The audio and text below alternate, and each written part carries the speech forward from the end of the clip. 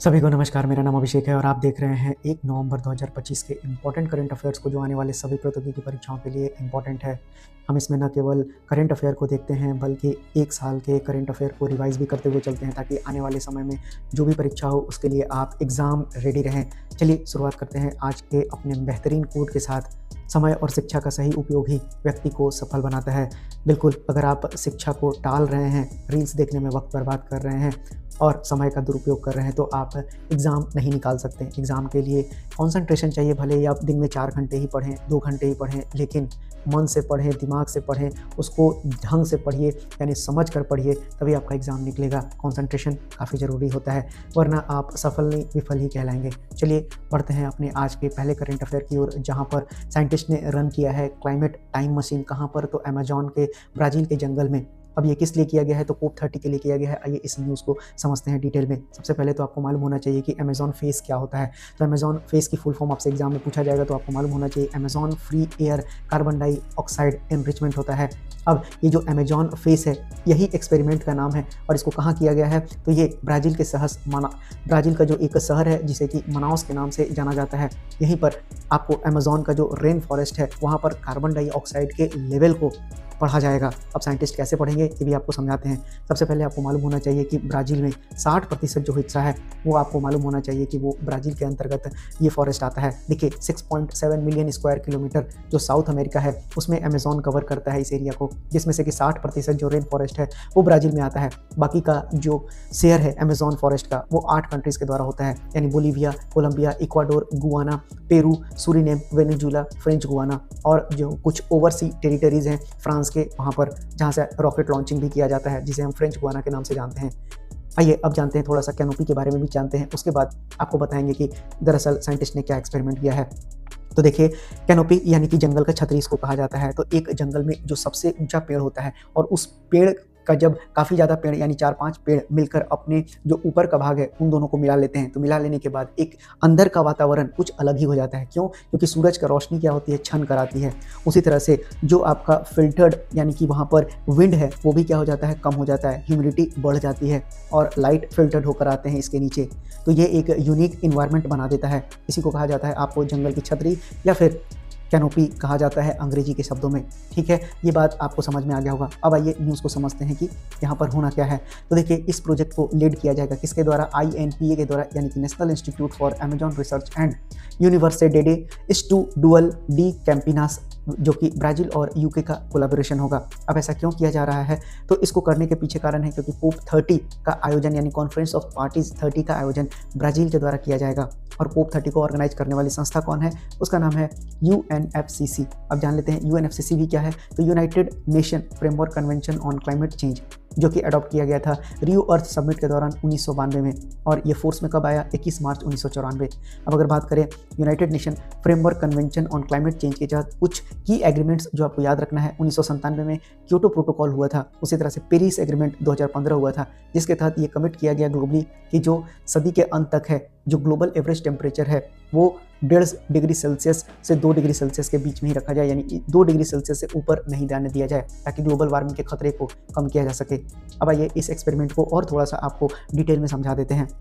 दरअसल इस एक्सपेरिमेंट में जो कार्बन डाइऑक्साइड का लेवल है उसको रखा जाएगा, चेक किया जाएगा, ताकि आपका अगर क्लाइमेट चेंज के हिसाब से कार्बन डाइऑक्साइड का लेवल बढ़ता है तो जो पेड़ पौधे हैं, जो जंगल हैं, वो किस तरह का बिहेवियर करते हैं। इसी एक्सपेरिमेंट को टाइम मशीन कहा गया है। अब आपको समझ में आ गया होगा ये पूरा का पूरा न्यूज़। आइए अब बढ़ते हैं आगे और जानते हैं कुछ इंपॉर्टेंट न्यूज़ के बारे में जो आपसे पूछा जा सकता है। लेकिन उससे पहले साउथ अमेरिका को रिवाइज कर लेते हैं। साउथ अमेरिका में अगर आप देखेंगे तो ये है आपका ब्राज़ील, और ब्राज़ील की राजधानी ब्राज़ीलिया है।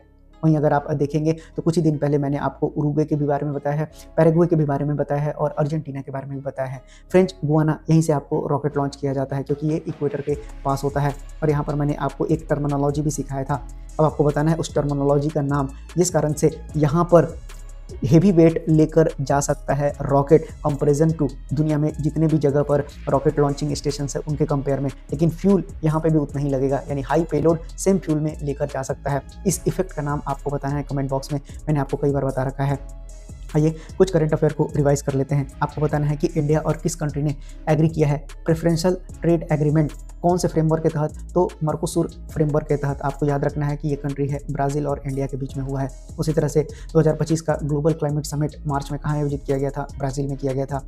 उसी तरह से जो इफ्को है, इंडिया की कंपनी जो है फर्टिलाइज़र बनाने का काम करती है, ये पहला नैनो फर्टिलाइजर प्लांट लगाने वाली है ब्राज़ील में, और ये देश के बाहर पहला है, इसलिए इसको याद रखिएगा। उसी तरह से ICAR ने लॉन्च किया है मैत्री 2.0 सेकेंड एडिशन ब्राज़ील इंडिया के एग्रीटेक क्रॉस इंक्यूबेशन प्रोग्राम को। डायरेक्टली वन लाइनर सवाल से बनेंगे। उसी तरह से जो ब्रिक्स एग्रीकल्चर मिनिस्टर की मीटिंग है वो ब्राज़ील में हुआ। कौन सा एडिशन था? 15वां एडिशन था। और 17वां जो ब्रिक्स समिट है वो रियो डी जेनेरियो ब्राज़ील में ही हुआ है, आपको याद रखना है। चलिए बढ़ते हैं अब अपने अगले करंट अफेयर पे। अगला करंट अफेयर आपको इंटरनेशनल सैलिनिटी कॉन्फ्रेंस 3.0 हुआ है। आइए जानते हैं इसके बारे में, यहाँ पर क्या क्या बातें की गई हैं। तो देखिए, जो आपका इंटरनेशनल सैलिनिटी कॉन्फ्रेंस है वी केयर 2025 कहाँ पर आयोजित किया गया है? न्यू दिल्ली में किया गया है। किसके द्वारा किया गया है? तो ICAR CCARI ओल्ड गोवा, यानी कि अब जो है इनॉग्रेट कहाँ किया गया है? दिल्ली में किया गया है। और जो वी केयर 2025 प्रोग्राम है वो कहाँ पर किया गया है? ICAR CCARI ओल्ड गोवा में किया गया है। अब यहाँ पर किस चीज़ के बारे में बातचीत किया गया है? तो आपको मालूम होना चाहिए कि जो सॉइल और वाटर की सैलिनिटी है वो फार्मर्स के प्रोडक्टिविटी को कम कर देती है। साथ ही साथ जो इकोसिस्टम है, फूड सिक्योरिटी है, जो कि एरिड और कोस्टल रीजन में है, इसके लिए ये थ्रेट का काम करता है अगर सॉइल और पानी में सैलिनिटी पहुंच जाता है तब। अब अगर बात करें तो बिलियन हेक्टेयर्स वर्ल्ड वाइड, जिसमें कि 6.7 मिलियन इंडिया में भी लैंड अफेक्टेड हो रहा है। इसकी वजह से सॉइल और वाटर में सैलिनिटी जाने की वजह से।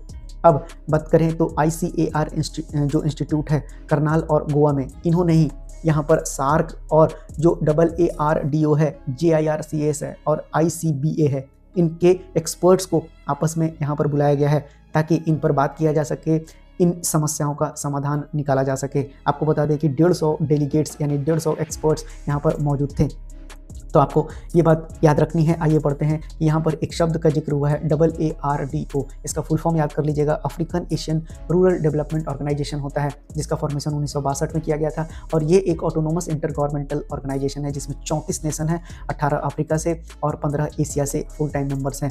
अब इनका काम क्या है? तो निश्चित रूप से मैंने आपको बताया कि इनका काम क्या है।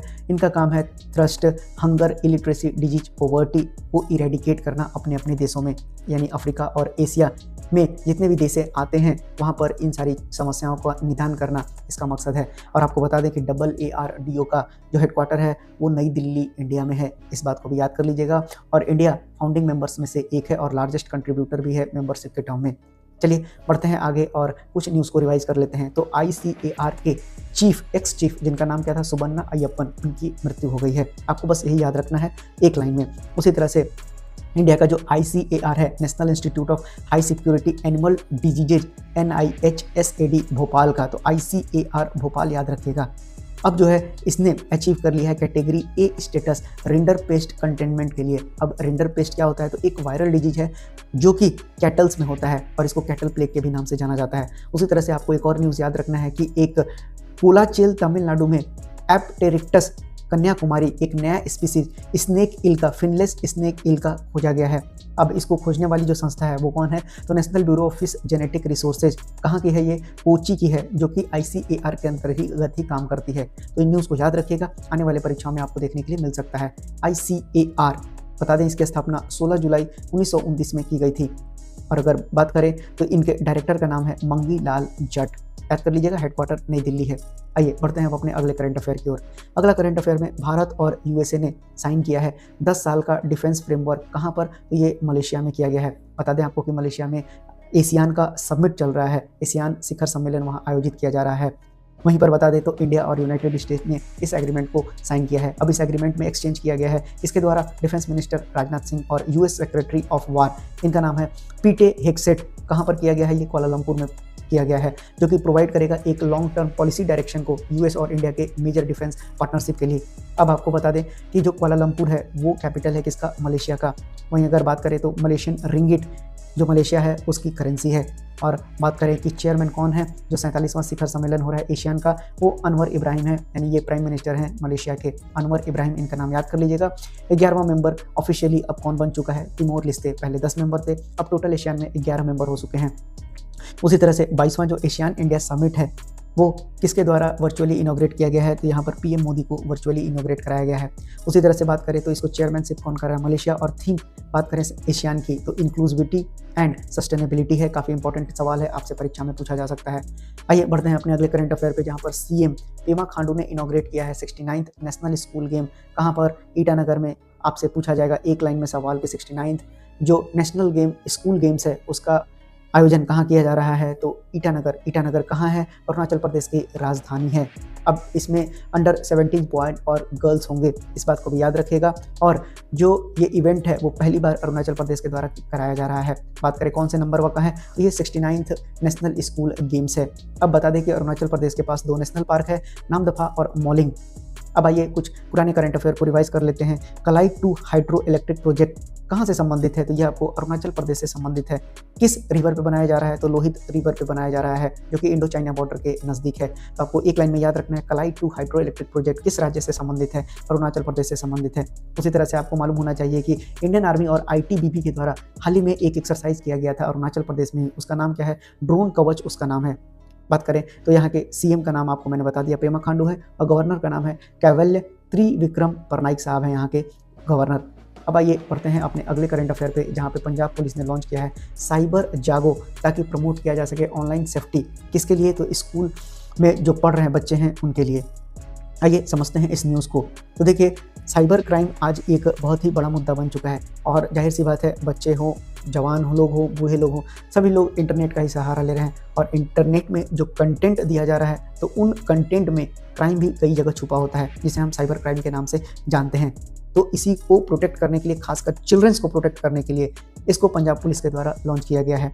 अब इसमें बताया गया है कि टीचर्स और पेरेंट्स को भी इसमें इंगेज किया जाएगा, और कन्वर्सेशन करना चाहिए चिल्ड्रन के साथ कि ऑनलाइन सेफ्टी कैसे हम बरकरार रख सकते हैं। यानी कि पेरेंट्स इसके साथ टाई अप करेंगे, तो पेरेंट्स, पंजाब पुलिस ने जो साइबर जागो है, इसमें पंजाब पुलिस पेरेंट्स को भी ऑनलाइन प्रोवाइड करेगी कि कैसे कैसे बचाया जा सकता है साइबर क्राइम से बच्चे को। और फिर टीचर और जो पेरेंट्स हैं वो उनको टीच करेंगे, बताएंगे कि हाँ आपको इस तरह से करना है ताकि आप क्राइम से बच सकते हैं, ताकि बच्चों में एक जागरूकता आ जाएगी साइबर क्राइम के खिलाफ। चलिए अब बढ़ते हैं आगे। और पंजाब के सीएम का नाम भगवत मान है, वहीं गवर्नर का नाम गुलाब चंद कटारिया है, कैपिटल चंडीगढ़ है। अगर बात करें कुछ पुराने करंट अफेयर को रिवाइज कर लेते हैं, तो फेमस पंजाबी कॉमेडियन थे जिनका नाम जसविंदर भल्ला था, उनका निधन हो गया है। सवाल को बन सकता है आपसे। उसी तरह से पंजाब एनर्जी डेवलपमेंट एजेंसी ने साइन किया है एमओयू किस इंस्टीट्यूट के साथ, तो आईआईएससी के साथ। इसके लिए ग्रीन हाइड्रोजन के प्रोडक्शन के लिए। और कहाँ से ये बनाएंगे, तो पैडी स्ट्रॉ से ये बनाएंगे, यानी बायोमास का यूज़ करके ये हाइड्रोजन को उत्पादन करेंगे। उसी तरह से आपसे पूछा जा सकता है कि सरदार @150 यूनिटी मार्च कैंपेन, जो कि 150वां बर्थडे एनिवर्सरी था सरदार वल्लभ भाई पटेल के लिए, वो मनाया जाएगा। तो वो क्या है, कौन सा स्टेट है, तो पंजाब है। इसको भी याद कर लीजिएगा, सरदार @150 यूनिटी मार्च।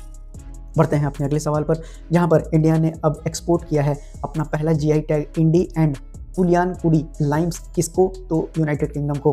बता दें आपको कि जो एग्रीकल्चर और processed food product export development authority है, जिसको हम अपेडा के नाम से जानते हैं, उन्होंने अब पहली बार एयर शिपमेंट के थ्रू जीआई टैग जो इंडी और पुलियाकुडी लाइम्स है, जो कि कहाँ से बिलोंग करता है, तो इंडी कर्नाटका से, और जो पुलियाकुडी लाइम है ये तमिलनाडु से बिलोंग करता है। अब ये यूनाइटेड किंगडम भी भेजा जा रहा है। अब आपको बता दें कि इससे क्या फ़ायदा होगा, तो जाहिर सी बात है दोनों देशों के बीच में टाई अप्स बढ़ेगा और भारत का कमाई भी होगा। अब बता दें कि जो इंडी लाइम होता है ये अपने सुपीरियर क्वालिटी के लिए जाना जाता है, उसमें काफ़ी अच्छी खुशबू आती है, और जो इसमें जूस निकलता है वो काफ़ी ज़्यादा मात्रा में होता है, जो कि एसिडिटी को बैलेंस करने में मदद करेगा। उसी तरह से बात करें कि जो पुलियाकुडी लाइम है, ये जो है आपका कडायम वैरायटी का होता है, और इसका जो पील होता है, छिलका होता है, वो काफ़ी पतला होता है। स्ट्रॉन्ग एसिडिटी के लिए, हाई एस्कॉर्बिक एसिड कंटेंट के लिए ये जाना जाता है, और जो इसमें जूस का परसेंटेज होता है वो लगभग 55% के आसपास होता है। तो अब आइए अपेडा के बारे में जान लेते हैं। 13 फरवरी 1986 में इसकी स्थापना की गई थी। वहीं बता दें कि इसका हेडक्वार्टर नई दिल्ली है, और जो इसके चेयरमैन हैं इनका नाम क्या है, अभिषेक देव है। तो आई होप आपको ये न्यूज़ भी समझ में आ गया होगा। अब आइए कुछ इंपॉर्टेंट जो 2025 के जीआई टैग है जो आपसे परीक्षाओं में पूछा जा सकता है उनको पढ़ लिया जाए। तो कुंभाकोनम बीटल लीफ, और वारंगल चटपटा चिली, और उसी तरह से थोवालई मनिक्का मलाई, ये कहाँ से बिलोंग करते हैं, तो ये तमिलनाडु से बिलोंग करते हैं। उसी तरह से अमरोहा ढोलक और मथुरा साची क्राफ्ट, आपको याद रखना है उत्तर प्रदेश से इनको जीआई टैग दिया गया है। उसी तरह से कनाडी पाया और निकोबारी तवी आई नगाइच वर्जन कोकोनट ऑयल जिसको कहा जाता है, ये कहाँ से है, तो ये आपको केरला से है। और जो निकोबारी तवी आई गाइच है ये कहाँ से है, अंडमान निकोबार आइलैंड से है। तो इन पांचों नाम को याद कर लीजिएगा, आने वाले परीक्षाओं में आपको दिखेगा। चलिए बढ़ते हैं अपने अगले सवाल पर। देखिए मिनिस्ट्री ऑफ होम अफेयर्स ने ऑनर किया है 1400 जो 66 पर्सनल हैं उनको अपने आउटस्टैंडिंग सर्विस के लिए दक्षता पदक 2025 दिया जाएगा। कितने लोगों हैं? तो आपसे एक लाइन में सवाल बनेगा कि हाल ही में 1466 पर्सनल को अलग अलग राज्य और यूटी से CAPF और जो सेंट्रल पुलिस ऑर्गेनाइजेशन है उसने एक दक्षता पदक दिया है 2025 के लिए। ये कितने लोगों को दिया गया है? तो 1466 लोगों को दिया गया है। उसी तरह से आपसे मिनिस्ट्री पूछा जा सकता है तो मिनिस्ट्री ऑफ होम अफेयर्स के द्वारा ये दिया जाता है। इनका नाम याद कर लीजिएगा। अब इसकी शुरुआत जो है इसके अंडरशिप में किया गया था, तो प्रधानमंत्री नरेंद्र मोदी के अंदर में किया गया था। और गाइडेंस किसका था? तो यूनियन होम मिनिस्टर और मिनिस्टर ऑफ कॉर्पोरेशन, जिनको कि हम अमित शाह काका के नाम से जानते हैं। अब मेडल ये किस लिए जाता है? जाहिर सी बात है जो भी वो सर्विस कर रहे हैं CAPF में, तो उनके अहम योगदान के लिए, देश की सुरक्षा के लिए इनको दिया गया है ये सब अवार्ड। चलिए बढ़ते हैं अब अपने अगले करंट अफेयर पे, जहां पर प्रधानमंत्री नरेंद्र मोदी ने एड्रेस किया है इंटरनेशनल आर्यन समिट 2025 का। कहां पर? तो नई दिल्ली में। याद कर लीजिएगा, आपसे एक लाइन में सवाल बनेगा, Aryan summit, international Aryan summit 2025 कहाँ आयोजित किया गया है? नई दिल्ली में किया गया है। किसके द्वारा एड्रेस किया गया है? प्रधानमंत्री मोदी के द्वारा। ये सवाल बहुत कम चांसेस है पूछे जाने के लिए। उसी तरह से जो ये प्रोग्राम है ये किसका पार्ट है? तो ये पार्ट है ज्ञान ज्योति फेस्टिवल का, जो कि 200वां बर्थ एनिवर्सरी है किसका? महर्षि दयानंद सरस्वती का। और जो 150वां ईयर है वो आर्य समाज का है। तो इसको याद कर लीजिएगा किस दिन मनाया जाता है। तो ये महर्षि दयानंद सरस्वती के 200वें बर्थ एनिवर्सरी पर इसका आयोजन किया गया है नई दिल्ली में। तो इस पॉइंट को याद कर लीजिएगा। और जो इसका थीम है 150 गोल्डन ईयर्स ऑफ सर्विस, इसको याद कर लीजिएगा, ये टाइटल दिया गया है। चलिए बढ़ते हैं अपने अगले करंट अफेयर पे, जहाँ पर साहित्य अकादमी ने रिलीज किया है हिंदी ट्रांसलेशन किस नोवेल का? तो लास्ट डे उस नोवेल का नाम है। और कहाँ पर किया गया है? तो नई दिल्ली में किया गया है। आइए इस न्यूज़ को थोड़ा सा डिटेल में पढ़ेंगे। तो साहित्य अकादमी ने रिलीज किया Hindi translation novel last day का। इस लास्ट डे को नाम याद रखिएगा, साहित्य अकादमी का लास्ट दिन था। ठीक है, ऐसे आप याद रख सकते हैं। अब ये जो है ये किसके किसके बीच में कल्चरल टाइज को शो कर रहा है? तो ये इंडिया और लिथुआनिया के टाइप को शो कर रहा है। जो अंतिम दिन ये हिंदी में लिखा हुआ है, इसको लिखने वाली जो ऑथर हैं वो लिथुआनियन यूक्रेनियन ऑथर हैं, जिनका नाम क्या है? जारोस्लावास मेलनिकास। ये नाम भी आपसे पूछा जा सकता है, इसलिए इसको भी आप याद कर लीजिएगा। अब इन्हीं के द्वारा ये किताब लिखा गया है, जिसको कि हिंदी में ट्रांसलेट करके आपको यहाँ पर रिलीज़ किया गया है साहित्य अकादमी के द्वारा। तो बहुत ही इंपॉर्टेंट बुक है, क्योंकि लिथुआनिया 2 देश इसमें शामिल हैं। चलिए अब जो है देख लेते हैं कि इससे और क्या सवाल बन सकता है। तो आपको मालूम होना चाहिए एस्टोनिया, लटविया और लिथुआनिया किससे लगते हैं? ये आपको बाल्टिक सी से लगता हुआ देश नजर आएगा। इसीलिए आपको याद रख लेना है कि बाल्टिक एक ज्योग्राफिकल टर्म है, जिसको कि बाल्टिक स्टेट्स के नाम से जाना जाता है। और कई बार आपसे परीक्षाओं में सवाल भी पूछा जाता है। तो एस्टोनिया, लटविया और लिथुआनिया, ये 3 राज्य यानी कि 3 देश जो है बाल्टिक सी से लगते हैं, इसीलिए इनको बाल्टिक नेशंस कहा जाता है। अब आइए बढ़ते हैं अपने अगले करंट अफेयर पे, जहां पर पंजाब के नमित बीर सिंह वालिया इंटरनेशनल मास्टर बन चुके हैं चेस में। आइए इनके बारे में कुछ और जानते हैं। तो पंजाब के नमित बीर सिंह वालिया, जो कि जालंधर को बिलोंग करते हैं, इन्होंने इंटरनेशनल मास्टर चेस में जो है सिक्योर कर लिया है 4th जो ओवरऑल पोजीशन है इनका, वो 3rd एनिमेसी international master tournament in France में है। यानी कि जो इनका ओवरऑल पोजीशन है वो कौन सा है? इन्होंने 4था ओवरऑल सिक्योर किया है। और ये दूसरे हैं, कब से? पंजाब से ये दूसरे हैं। पहले कौन थे? तो दुष्यंत शर्मा थे, जिन्होंने इससे पहले भी हिस्ट्री बना चुका है इंटरनेशनल मास्टर, जो फरवरी 2022 में जीता था। और इन्होंने कब जीता है? तो ये जीते हैं 2025 में। तो पंजाब की तरफ से ये दूसरे हैं, है ना, और 2025 में ये पंजाब की तरफ से पहले हैं। आइए अब कुछ पुराने करंट अफेयर को रिवाइज कर लेते हैं। आपसे पूछा गया है कि किस स्टेट ने अनाउंस किया है कि वो इंक्लूजन ऑफ चेस करेंगे, यानी कि चेस को अपने करिकुलम में शामिल करने वाला राज्य कौन सा हो गया है? उस राज्य का नाम है गोवा। उसी तरह से डी गुकेश और दिव्या देशमुख ने गोल्ड जीता है कौन से? यूरोपियन चेस क्लब कप 2025 में। डी गुकेश, दिव्या देशमुख, याद कर लीजिएगा नाम। उसी तरह से वर्ल्ड चैंपियन जो डी गुकेश हैं, इन्होंने ग्रांड चेस टूर 2025 जो कि जाग्रेब क्रोएशिया में ऑर्गेनाइज हो रहा था, उसको जीत लिया है। उसी तरह से मैग्नस कार्लसन, काफ़ी इंपॉर्टेंट ये सवाल होगा, क्योंकि पहली बार ई स्पोर्ट्स यानी इलेक्ट्रॉनिकली स्पोर्ट्स वर्ल्ड कप इन्होंने जीत लिया है चेस के लिए। किसके द्वारा? मैग्नस कार्लसन के द्वारा। कहाँ आयोजित किया जा रहा था? ये भी अपने आप में इंपॉर्टेंट सवाल है। तो ये आपको रियाद, सऊदी अरेबिया में ऑर्गेनाइज किया जा रहा था। उसी तरह से आपसे पूछा जा सकता है कि जो वर्ल्ड जूनियर चैंपियन है, जिनका नाम क्या है? प्रणव वेंकटेश, इन्होंने जीत लिया है कौन सा? तो फुजरैया ग्लोबल सुपरस्टार चेस टूर्नामेंट, जो कि कहाँ आयोजित हो रहा था? UAE में आयोजित हो रहा था। तो याद कर लीजिएगा, इनका नाम प्रणव वेंकटेश ने Fujairah global superstar chess tournament UAE में जीत लिया है। तो देखिए, ये था आपका 1 नवंबर 2025 के इंपॉर्टेंट करंट अफेयर रिवीजन के साथ। तो आने वाले सभी प्रतियोगिकी परीक्षाओं में ये सवाल आपसे पूछा जा सकता है। डेली पढ़ते रहिए, रिवीजन करते रहिए मेरे साथ, एग्ज़ाम के लिए रेडी बनते रहिए। आशा करते हैं आप अच्छे होंगे, मेहनत करते रहिए। आने वाले समय में बहुत सारे एग्ज़ाम हैं। अगर सेशन अच्छा लगा हो तो लाइक, सब्सक्राइब और शेयर भी कर सकते हैं। मिलते हैं अपने अगली क्लास में, तब तक के लिए धन्यवाद।